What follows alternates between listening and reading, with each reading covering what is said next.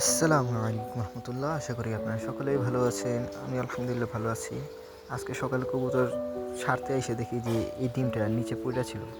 আমি ভাবছি হয়তো যে গিরিবাজের সাথে জোড়াটা দিছি হয়তো আরেকটা ডিম পাইরা দিছে। ঠিক আছে, এটার জন্য আমি পরবর্তীতে মোবাইল নিয়ে গেছিলাম। পরে দেখি না, এটা হলো আপনার মানে 3টা ডিম দিয়েছিলাম না, একটা ডিম তারা মানে নষ্ট হয়ে গেছে, হয়তো ফালাই দিছে। এটার জন্য এই জায়গাটায় ছিল। পরবর্তীতে আমি তাও শিওর হওয়ার জন্য মানে আবার দেখছি, পরে দেখি না, একটা ডিম তারাই মানে ফালাই দিছে। আমি প্রথম ভাবছিলাম হয়তো আবার একটা ডিম দিয়ে দিছে এবং শেষ হওয়ার আগে, মানে ডিম ফোটার আগে। পরবর্তীতে দেখি না। আর এই দেখেন বাচ্চাটার জনের ডিমটা আছে। আর এই ডিমটা এখন তো করার কিছু নাই, ডিমটা প্লাস ফাটায়ও ফেলাইছে আপনার। পরে আর কি করব, পরবর্তীতে আপনি ভাঙ্গে ফেলাইছি, মানে ফেলে দিছি জিনিসটা। আর নষ্ট তো হয়ে গেছেই, ভাঙ্গে গেছে, এটা রাখার কোনো মানে নেই, মানে হয় না।